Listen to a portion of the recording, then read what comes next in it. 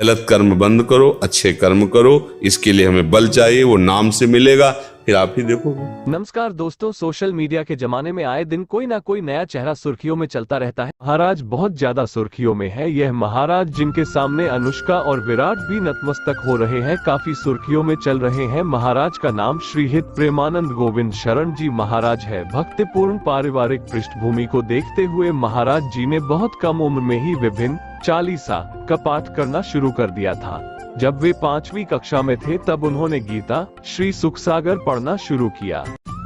उन्होंने स्कूल में पढ़ने और भौतिकवादी ज्ञान प्राप्त करने के महत्व पर सवाल उठाया और बताया कि यह कैसे उन्हें अपने लक्ष्यों को प्राप्त करने में मदद करेगा। उत्तर खोजने के लिए उन्होंने श्री राम जय जय राम और श्री कृष्ण गोविंद हरे मुरारी का जाप करना शुरू किया। जब वे 9वीं कक्षा में थे तब तक उन्होंने एक आध्यात्मिक जीवन जीने का दृढ़ निश्चय कर लिया था। उन्होंने अपनी मां को अपने विचारों और निर्णय के बारे में बताया। 13 वर्ष की छोटी उम्र में एक सुबह महाराज जी ने मानव जीवन के पीछे की सच्चाई का अनावरण करने के लिए अपना घर छोड़ दिया। महाराज जी को नैष्ठिक ब्रह्मचर्य में दीक्षित किया गया था। उनका नाम आनंद स्वरूप ब्रह्मचारी रखा गया और बाद में उन्होंने संन्यास स्वीकार कर लिया। महावाक्य को स्वीकार करने पर उनका नाम स्वामी आनंदाश्रम रखा गया।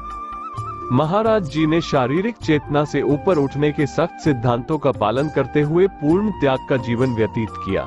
उन्होंने अपने अस्तित्व के लिए बिना किसी व्यक्तिगत प्रयास के केवल वही स्वीकार किया जो भगवान की दया से दिया गया हो। एक आध्यात्मिक साधक के रूप में उनका अधिकांश जीवन गंगा नदी के तट पर व्यतीत हुआ, क्योंकि महाराज जी ने कभी भी आश्रम के पदानुक्रमित जीवन को स्वीकार नहीं किया। बहुत जल्द गंगा उनकी दूसरी मां बन गई। वो भूख, कपड़े या मौसम की परवाह किए बिना गंगा के घाटों, हरिद्वार और वाराणसी के बीच पर घूमता रहे। कड़ाके की सर्दी में भी उन्होंने गंगा में 3 बार स्नान करने की अपनी दिनचर्या को कभी नहीं छोड़ा। वो कई दिनों तक बिना भोजन के उपवास करते थे और उनका शरीर ठंड से कांपता था, लेकिन वह परम के ध्यान में पूरी तरह से लीन रहते। संन्यास के कुछ वर्षों के भीतर उन्हें भगवान शिव का विधिवत आशीर्वाद मिला। महाराज जी पर निस्संदेह भगवान शिव की कृपा थी। एक दिन बनारस में एक पेड़ के नीचे ध्यान करते हुए श्री श्यामा श्याम की कृपा से वे वृंदावन की महिमा के प्रति आकर्षित हुए।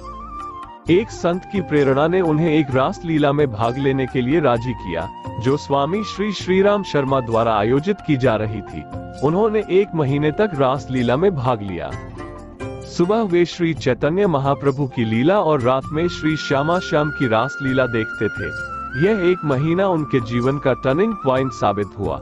बाद में स्वामी जी की सलाह पर और श्री नारायण दास भक्तमाली के एक शिष्य की मदद से महाराज जी मथुरा जाने वाली ट्रेन में सवार हो गए। महाराज जी बिना किसी परिचित के वृंदावन पहुंचे। बांके बिहारी जी के मंदिर में उन्हें एक संत ने कहा कि उन्हें श्री राधा वल्लभ मंदिर भी जाना चाहिए।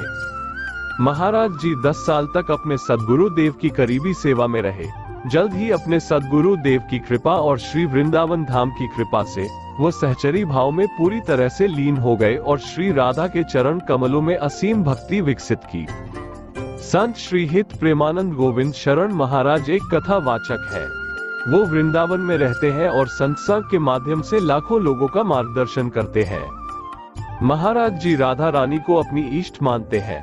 आपको बता दें कि महाराज जी का एक वीडियो वायरल हो रहा है, जिसमें एक भक्त उनसे पूछ रहा है सुखी और धनवान होने के लिए क्या करना चाहिए, जिस पर प्रेमानंद गोविंद शरण महाराज बता रहे हैं कि महासुखी रहने के लिए प्रभु का आश्रय और भगवान का नाम जाप नहीं करोगे तो आपको सुखी नहीं रह सकते और नहीं आपको शांति मिलेगी।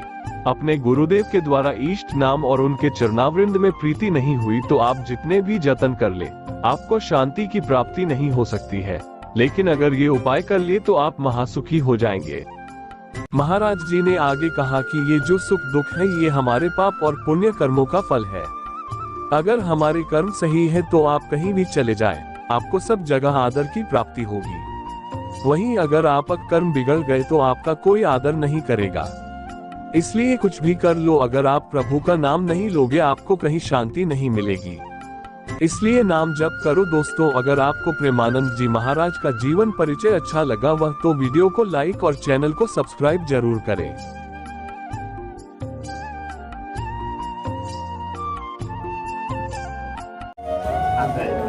महाराज जी,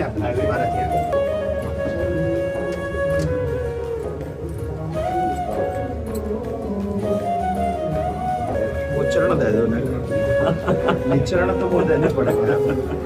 मैं सिर्फ चरण दर्शन का